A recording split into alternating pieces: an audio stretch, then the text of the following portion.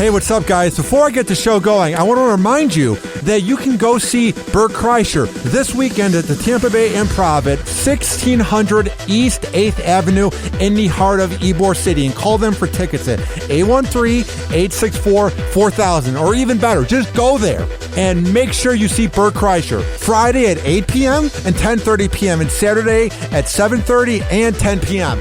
Trust me, it'll be one of the best shows you've ever seen, and he does live up to his name, The Machine. Go see Bert Kreischer this weekend and listen to him now only on Happy Hour.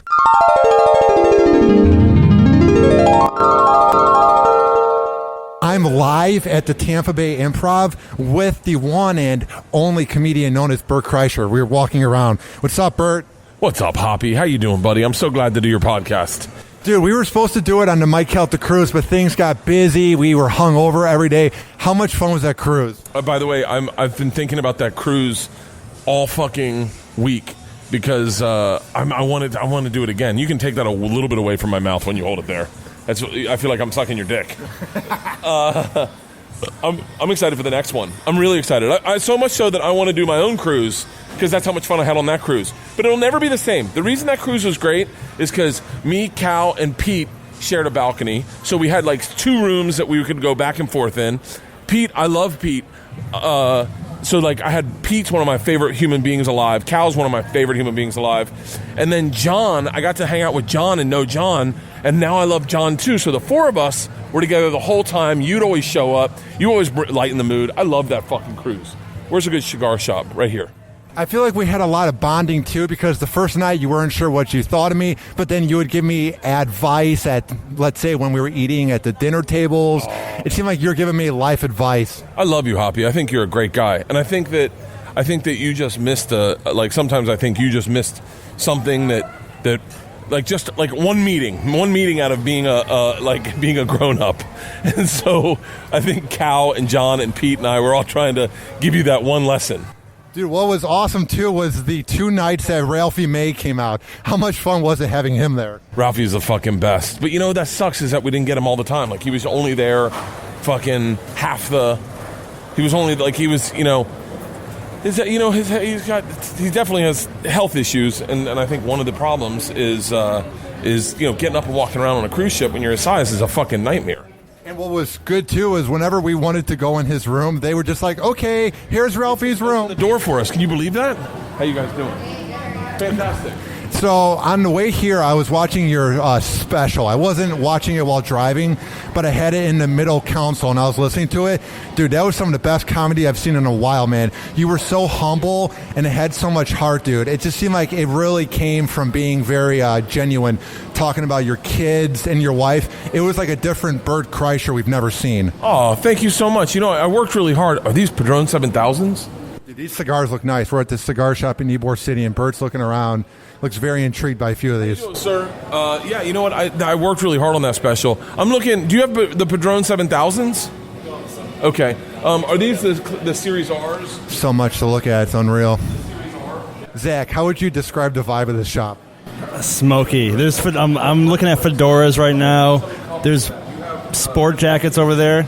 I actually come here from time to time and get pretty drunk. Why? Because you're a douchebag? Pretty much, yeah. I kind of want to ask them. Like, I smoke cigarettes, but I feel like all these, like, OG comedians just smoke cigars. Well, yeah, because they make money, and you're doing open mics, and I'm doing a free podcast. They can afford things. Fuck off, Hoppy. Sorry about that. All right, let's see what Bert's up to. Let me just thank Hoppy for introducing me to Bert, and I mean that sarcastically. I'm just following them around. He keeps looking at me like, who the hell is this guy in the huge flannel? Yeah, I was trying to figure out how to do it, but we were walking out of the Tampa Bay Improv, and it was weird, So yes, thank you very much about the compliment about the special. I worked really hard on it because it's tough to tie things together because I have all these crazy, bizarre stories about fighting a bear and getting involved with the Russian mafia and jumping out of a plane with Rachel Ray, and I also have these stories about my kids, and I wanted it to have a theme and be like, and so and also one of the biggest problems with stand up is like swinging yourselves out, like where you go up and you destroy for 20 minutes and then you can't follow it. And I had a problem because like my first 20 minutes of that hour was doing so good on the road that I was having a hard time following it. But but thank you very much. I feel like it was a good mix of who I am. It was And now, I've never formally introduced you, but this is my new co-host, Zach Townsend. He's an up-and-coming comic here in Tampa Bay. He was saying to me as you were getting your cigars how he looks up to the fact that you're just an everyday dude and you never, ever take that for granted. Oh, well, thank you. I try to, I guess. It's misconstrued my whole thought. How did you word it? It's just the coolest to be like the guy at the bar. Everybody wants to buy a drink, and I think that it's interesting. The stuff I admired as a young comic. You have fans in there. You have guys I saw like with your DVD or it looked like a book. I don't know. They have stuff like they want signed. Like that's got to be. It feels great. But it's funny that the things that you admire as a young comic and you want, like, I like the approachability of Attell and I liked the realness of him. But then as you do it, as you get older, you're like, man, I should have been more standoffish and cunty. Because now I'm like this guy that literally everyone does want to buy a drink for, but they can. And so they do. And so I end up sitting and drinking with people, and people know secrets about me. But, like, I wish, like, one of my best friends is, I'm not saying he's cunty, but he just definitely does not, he doesn't hang out. Yeah. And I admire that. And he's blown away by the fact that I'm like, that, like, I'll get done this show, and then I'll hang out at the bar for an hour with everyone. Because I want everyone that wants to tell me their favorite story, or I want that. I like that. It's what I liked as a young comic. But it could be a lot. It could be worse, but, I don't know. I don't know if I'd do it the same way if I started this career over again. Thanks, Hoppy. The first stand-up video I ever got shown was by my cousin. It was your machine bit. Oh, really? Yeah, the first stand-up clip I ever saw. And then I was like, oh my god. Like I do short jokes. Like I can't do stories. I'm petrified of stories. So like I can't do short jokes. I feel like I get petrified of short jokes because the second you tell them, then all of a sudden it's over and you're like, oh fuck, what's next? I'd rather get into a story that's 8 minutes. How you doing? What's up, man? Going back to you being likable and that maybe being an issue with you, Bert, wouldn't you say that that's actually good because most comics at times take it for granted and it seems like you love every one of your fans? Yeah, I don't know how, I don't ever get tired. I'm always blown away that someone wants a picture of me at all. I'm always shocked when someone's like, dude, I loved your book. I'm always like, fucking seriously? Like, I'm going through this in therapy. I have a really low self-esteem, and I don't have a big ego, which I guess we're trying to figure out like where that comes from. But like, ultimately, it makes you grounded, but at the same time, it kind of fucks your head up, and like, it doesn't. I don't remember what I was saying, but yeah, I have a very low self-esteem, so it is the thing that makes me want to hang out with people and get approval. I have the same thing, dude. I see a person every week who talks to me, and I feel like I have this issue, man. I don't know if you have it, where you can't take compliments because you think it's not true. Well, I can't take compliments because I don't believe it. Like, yes, that's how I have it. I never think it's possible that somebody likes my show. Like, I can take them, and I feel it wholeheartedly. I go, oh, thank you very much. But deep down inside, they're always kind of lost on me because I'm like, they're just saying that because they're standing in front of me. Like, I'd say the same thing. Like, if I ran into, like, I'm not blown away. Like, this is no slight by any stretch of the means. I won't even say anyone's name. There's, like, people I'm not blown away by that I really don't like any of their work, like their movies, their TV shows. But if I saw them, I'd be like, dude, big fan. Yeah. And so I'm always feeling that everyone's saying that to me. But if I saw Adam Sandler, I'm like a huge, like, exactly. He defined so much of my fucking college. Yeah, but like, if I saw Adam Sandler, I'd be like, dude, I am a fucking but then then we'll take like Rob Schneider. Yeah. Like, I'm not a huge Rob Schneider fan, but if I saw him, I'd be like, what's up, dude? I'd be excited. I'd be pumped, yeah. I think that part of it is that where I go, oh, they're not. Now, maybe if they come to my show and they buy a ticket, that's a different story, but I don't know. I'm fucking... Who are some guys that you have met where you were just blown away by meeting them? Like maybe some of your influences or some big names in comedy or just overall like acting or music? I don't know. I don't think anybody. Do you just see everybody as like a person? A little bit. I saw, I ran into Louis C.K. the other day doing a show. I just had to bring him up on stage because we were at the store. And I've known Louis for probably 12 years, 13 years. I've known him for a while. It's not like a brand new friend. But he was very nice about me. Like on stage, he was saying how funny I am. That like blew me away because he didn't need to do that. He didn't like. He just could have just started. He was like, "Man, Bert's very funny." I was like, "Fuck!" I was like, it made me like almost well up. Like, this is the greatest comic of our generation. Yeah. He didn't need to say that. He could have just started his show. And he ended up talking about me for like 5 minutes. No, that's a stretch. Probably fucking 50 seconds. But it felt like I was like, fuck yeah.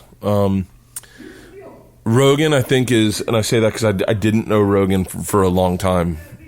And I met him probably 7 years ago.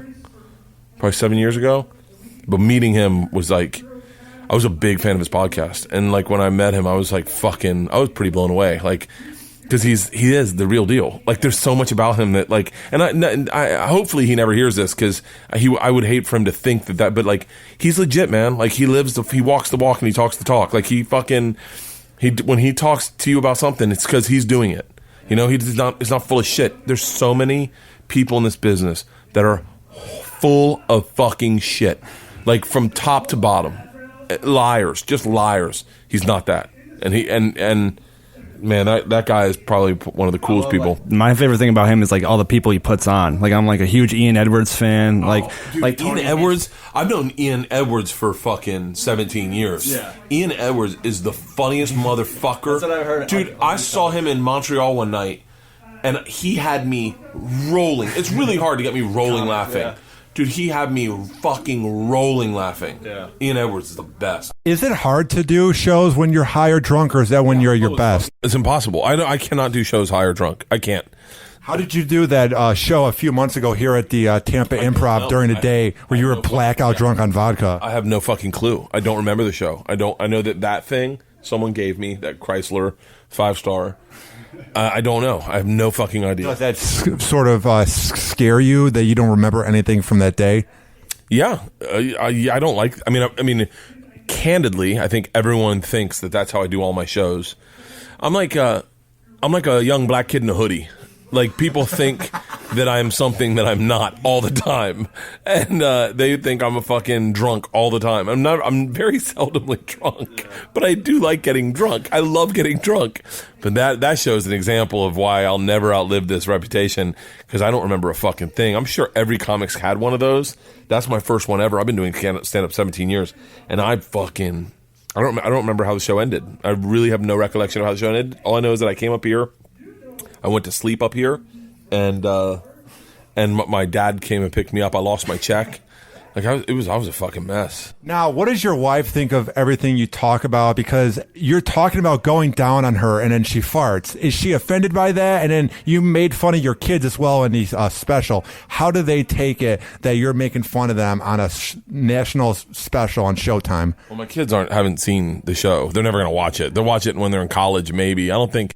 I wouldn't watch it if I were them. I mean, you got really filthy about their own mother. Yeah. Well, what are you going to do?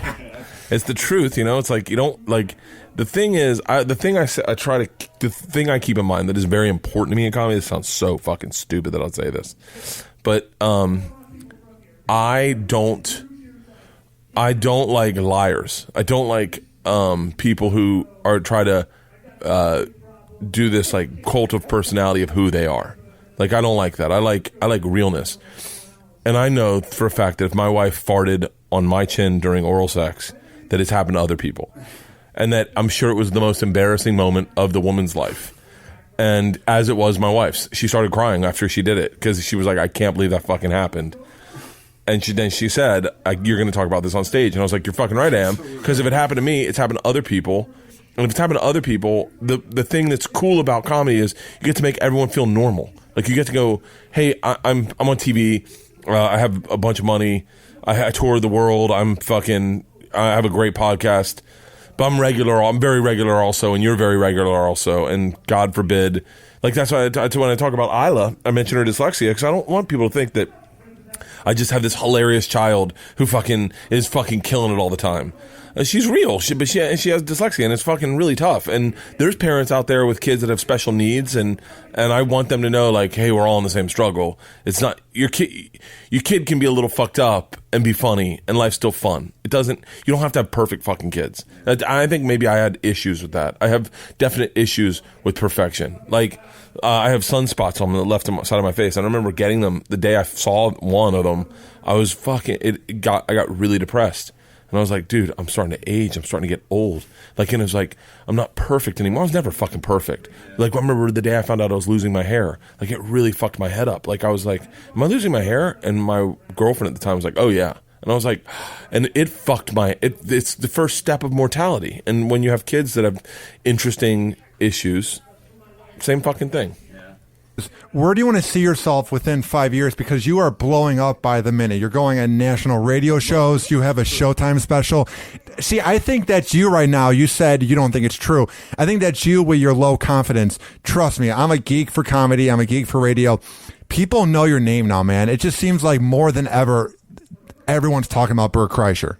Well, that's very nice to hear. That's very nice to hear. 5 years, I'd like to have a sitcom that I shoot like 2 months out of the year, 3 months out of the year, like a single camera scripted show. I say sitcom, not really a sitcom, but like a single camera scripted show that gets like a fucking solid 1 rating, like 1 million people watching it. That's all I need. Gotta be dead honest with you, I could do with like a 0.4. A 0.4 rating and fans that dig it. My podcast is still going, and it's not a hassle to book people. I want my podcast is super important to me. I'd like to have in all honesty, and I've talked about this a lot in therapy, I'd like to have a production company where I have like a shingle, like meaning like an office in LA where I have people that work for me and I can come in with my ideas and execute them. That's the most important thing to me, is trying to get my ideas executed.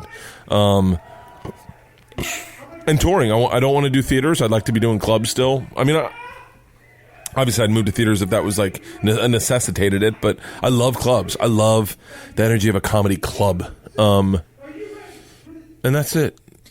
Is it ever hard to like tour and not see your wife and kids? Like when we were on the Calta cruise, you were FaceTiming them all the time, and that was very respectable in my eyes that you wanted to talk to them even when you have a week off. So would you say you're sort of a guy where you miss them when you're not home and it's hard? Yeah, 100%. I just talked to my manager about it today. I was like, I need to find a posse I can travel with, like a group of comics, like bring a opener and a feature, and have like a group that I tour with and get out of hotels and stay at Airbnbs. Hannibal Buress does it. I listened to Hannibal's podcast. It's a really great podcast. But he tours with Al Jackson, and Al Jackson's like the funnest fucking guy in the world. And I was like, man, I want to tour with Al Jackson. Yeah. And I was like, I'm not as big as Hannibal. Al would never tour with me. But like, but I mean, maybe he would. Like, I'm not saying that in a bad way, but I'm saying like Hannibal's a big fucking name. Anyone would tour with. I'd probably go on tour with Hannibal. And Hannibal's fucking 10 years younger than me, probably. But I was like, I should do that. Why am I always doing the road like this? Like, I support local comedy, which has been my whole fucking MO in my life, is like, I don't ever want to bring a feature because I know that there's guys that live in Tampa that, I'm not saying this, I don't mean this arrogantly, but like maybe their big weekend is I get to work with Bert Kreischer and I get to party with Bert and I get to hang out and watch him work and talk to him, and he'll watch my set and he'll help me. And so I've always been like that with local comics. And then now I just got to the place where I'm like, I think I've done my fucking service.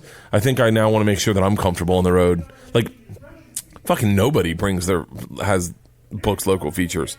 Like Nikki, nothing against Nikki Glazer. I love Nikki, but she has never allowed them to book a feature. And Nikki was one of the people that benefited from people not bringing their features. Nikki was someone that would get feature work because of that. And I never understood that. Amy was the same way. Amy only benefited. Well, I take that back. Amy, no, that's totally wrong. Amy won Last Comic Standing. Amy toured with like Norton and Natel. Yeah. But like Nikki was like a road feature. She worked the road as a feature. And so I always looked at that as like, I would have never discovered Nikki unless I had worked with her. I think she's fucking hilarious. But then she doesn't pay it forward. Does that sort of annoy you that maybe they sort of forgot where they came from? No, I don't think she forgot where she came from. But yeah, well, I think it's harder as a woman because you don't know who you're getting booked with as a feature. Sometimes with like Nikki Glazer, sometimes the clubs are dicks and they'll be like, she's a chick, she's not funny. I'm going to book a big, loud black comic in front of her, let him blow her off stage, and I'll switch it up first week. That makes sense. Yeah, and so like, yeah, and so her and Amy have to bring people that don't have to bring people, but they bring people that complement their act as opposed to making it a tough fucking weekend for them. I've never had a problem following anybody ever in my career ever. So I mean, I've had problems, definitely. But, like, I won't ever have a problem on the road because I don't give a fuck. Like, I'll pander if I need to. I take my shirt off, I drink fucking shot. Like, I'm not them. Like, I don't give a fuck. I hope that's coming out right, but, like, I don't have a problem following a loud black dude because then I just become loud black dude also. Like, I'm trying to... I'm talking shit about me. I'm talking negatively about me. It's not coming out that way. It sounds like I'm talking shit about them. But they do something very specific, and they can't just change angles and be like and rip their shirt off and kill a beer and fucking play music and fucking like I can do that. For people that are in town this weekend and want to see your shows, but maybe don't know if they want to go or not, why should they come see you at the Tampa Improv? You know what, go fuck themselves. If there's people that are like, if they've listened to this whole podcast right now and they're like, I'm still not sold, they can go fuck themselves in their mouths. I don't care about them. And that's my low self-esteem talking. Yeah, now where can people find your work online and your Showtime special? Hoppy, I hate to say this, but if they found this podcast, they've definitely found my stuff. That's a good point. I appreciate you doing the show. I love you, Hoppy. Happy Hour. Happy Hour.